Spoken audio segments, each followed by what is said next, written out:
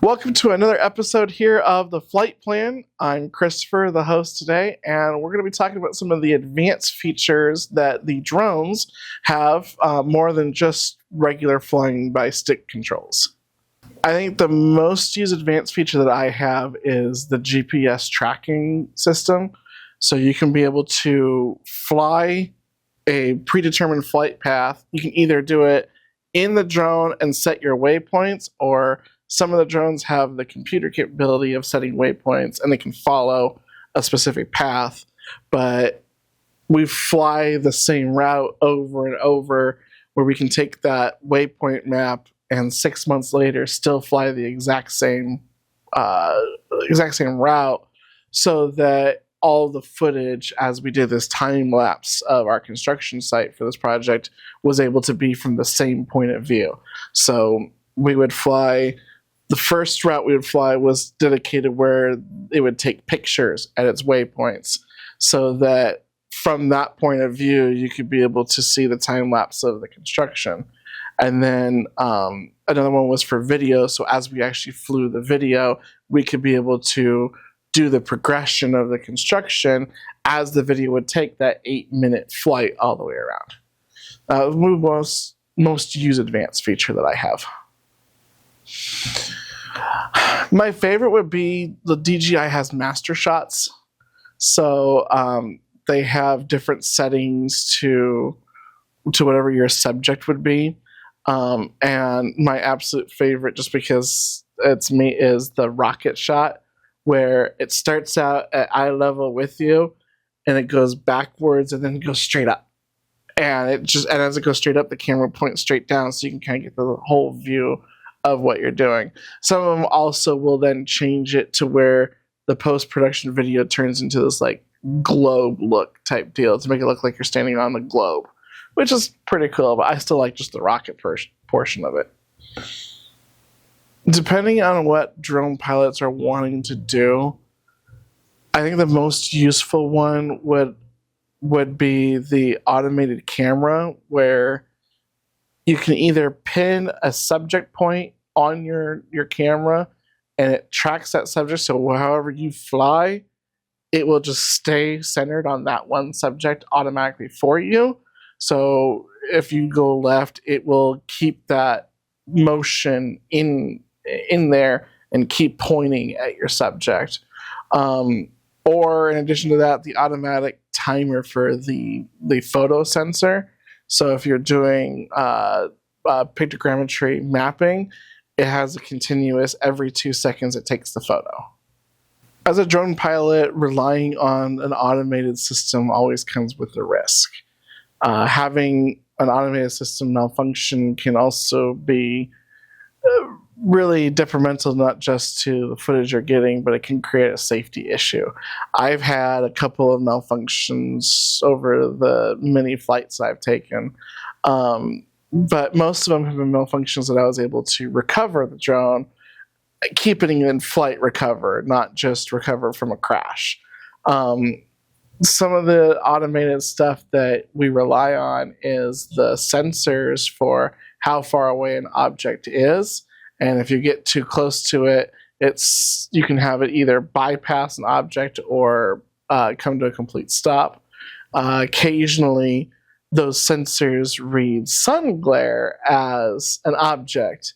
And I had one where, as I was flying up to get set up for our next drone path, that the sun hit the lens just right, and it thought that there was a problem at 350 feet in the air, and it veered off course to the point where it looked like I was going to lose the drone at one point, but was able to get it recovered, brought the drone back down, re-cleaned the sensors again, sent it back up, got another sun glare on it again where it stopped it in place.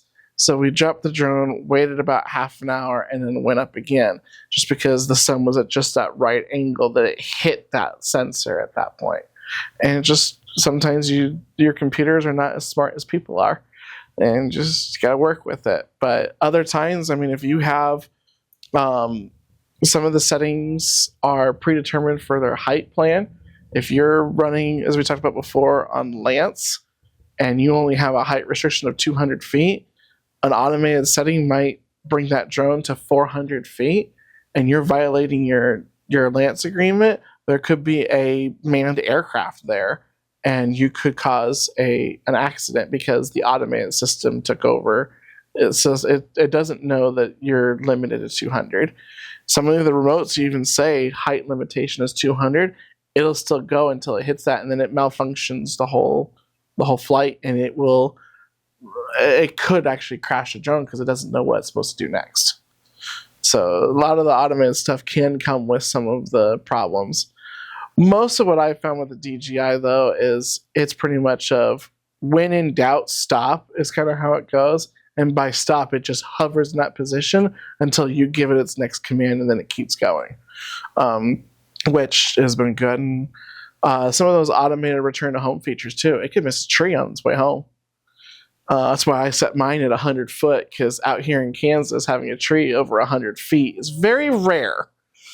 But it still could happen. But at least I know if I go up to 100 feet and fly out to where my return to home is, I shouldn't hit a tree or a power line or any of those things. Never hit a building to the point where I've crashed, but I have the prop blade bumper guards I have touched buildings before when I was flying really close in through some of the city type areas for some footage. But I've never lost control after hitting a structure. It's just enough that I've been like, ooh, look, there's scratches on this now. I can never say I'm a perfect pilot, but I at least take as much safety precautions as I possibly can to not lose control over the drone. One of the newer features that the Neo 2 has, which is kind of cool, is using hand gestures and the follow me track system with it. Some of the other drones from DJI are probably going to be adopting this, but me personally, I've worked with the Neo 2 more, so I'm more familiar with that one. But you can be able to either like tell it to back up, come closer, go higher, go lower. You can be able to tell it to pan more, tell it to go left, tell it to go right. And then from the controller, you can actually have it go behind you and then set you as a subject and have that drone follow you. It's a little more difficult if you've got like an urban area and you got a bunch of trees and gazebos, pavilion, things like that, because you can have it follow you until it loses sight of you. But from a safety perspective, especially like we did a video of me going around the downtown market. When I got to the pavilion, it has to come down so low to clear the pavilion that you're now just above people's heads. Well, I don't want to be in the point where it can become a hazard for people. So you have to kind of stop, get it to gesture back to where it's supposed to be, high enough up that it's not going to affect people or become a risk of people, but yet still trying to follow you. The Neo 2 has some pretty good obstacle avoidance for it as well, but still it errs on the side of caution more than on exact measurement. So if you come up to the pavilion edge, instead of just going just enough to clear it to go through, it comes down to 5 feet off the ground to come over because it's got a 5-foot distance between it and the object above it. And it's just not safe when you're walking around people. If you're in an open air environment, like when we were doing the same thing as in the parking lot, and you can keep it up at 15 feet, or actually I think it was up more like 15, 20 feet for what I was doing, and doing the follow me, it has a lot easier time because of the fact that there's no objects that's going to come to, and it can be able to safely be able to follow you, safer be able to follow you. It's really cool on the fact of if you did things like an outdoor adventure, like you're hiking, You can be able to use this in a wide open space, so you can be able to capture some really cool shots of you hiking. And it doesn't even have to be behind you. It can also be off to the side or even in front, and be able to get that perspective view that you want of the hike. It has a speed limitation, so if you're slowly mountain biking, you can do it. But if you're speed deming down the hill, probably won't be able to keep up with you on the follow me. But I have never tested it on there, so I can't be able to say that it won't catch up with me, but it has some difficulty for it. It's a little tiny one. Just a baby. That's what we call it. We call it the baby. The more we introduce computers into the drones for it to be able to control things, come with both risks and rewards.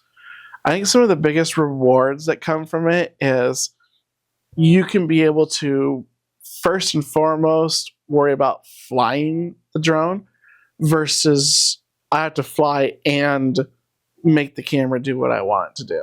If you can be able to have some of the camera controls be moved over to the automated system, it relieves some of the pressure as the pilot to be able to get the shot, and they're just worried about flying. Problem with most people, they don't have that mindset of fly first, shoot second. It's shoot first, fly second is their concept. And those are more of the people that you see. I crashed my drone. I lost my drone. My drone flew away from me. Like, most of those people are the shoot first, fly later. Those that you don't see that have all of those are the ones that fly first, shoot second. And having that camera being able to do the shoot second can bring that priority up a little bit more, and you can be able to hand it off almost like hand the controls over to a second person that's running just the camera portion. It's kind of a nice feature to it. Risks that come with it is the fact of it's a computer that's processing what it can process. So you can it can miss something thin like a power line. You might be able to see it as the pilot, but maybe the drone's camera can't see it because the sun's at a different angle or whatever. And if you fully rely on the automated system for it, you can cause a crash. Some of the other cons is the fact that computers malfunction. If the GPS system becomes corrupted at some point and you're doing a GPS flight, it could fly away from you because it thinks it's in the wrong spot and it needs to fly 5 miles away. Well, it doesn't have enough battery to fly 5 miles, so before it gets to that point, it's going to run out of battery and fall out of the sky. Some drones, like what mine is set to, if it loses controller connection, that it is supposed to return to home or land. So it won't fall out of the sky and control it, but it can still land on somewhere that you don't want it to land on, like on top of a building, on top of a busy highway. So many things can happen. But we will always have issues with having an automated system as time goes along. I don't trust any automated features when I'm around a big group of people. I mainly trust what I can fly. So when we fly, for instance, we just flew the Wild West Fest parade not too long ago. I flew that manually the entire way. The only thing that I trusted on that unit was the object avoidance sensors. So I always have those on. But when I'm flying that, one, I'm not flying directly over people because as a drone pilot, you cannot fly directly over people unless you have a certain size drone or a waiver. So when I use my Mavic 3 Pro, it can't fly directly over people. So we have this kind of like grid that we've created around the vehicle that as I'm sitting on the parade float, I can visually see this entire safety zone. So I'm literally just flying this loop around the vehicle itself on this open pavement section where we have our additional spotters as well. Thankfully, as a parade, they already keep a lot of people back off the road just as a safety buffer, so we can include that into our safety buffer. Flying the drone directly over the pilot's head is also not a good thing to do. I have done it before where I've flown over me. I don't like doing that even myself, because if something malfunctions and hits me, at least it's just me telling me that I'm in trouble with myself, but I'm still having to report something like that to the FAA for an accident, especially if it hits somebody, and I am a somebody. So I would have to report that. But thankfully, I have not hit myself yet. Yeah. As we're doing the parades, though, we have a lot that we have to keep an eye out for. Power lines overhead, kids that want to run out into the street. It could be going directly underneath what the drone we have, so we have to quickly move out of the way, so that way they're not going to end up below the drone. We do this in a very safe and controlled manner that the automated systems just cannot keep up with for it. And I wouldn't risk doing that, because if it flew off and hit a building and instead of like me where I flew and I clipped the building just enough to make scratches, it could fly, hit the building so hard that the engines shut off for safety, and it could come falling and hitting somebody in the head. And I really don't want to do that. So we make sure that we have almost 100% control over it ourselves when we fly. When I'm flying the drone, for me to use the automated system, I really don't like doing it where there's a lot of people, so I mainly do it when I'm in an open field. If I'm doing a photogrammetry map of a property, I'll rely heavily on the automated feature. When I did the construction site and we were flying the exact same route over and over again, we flew that one for a total of 14 months. We flew the exact same route over and over. So we had the same footage go through. Stuff like that, I would rely heavily on the automated stuff for. Some of this stuff is just kind of a cool, fun feature to add to it, but it's not really something I rely heavily on.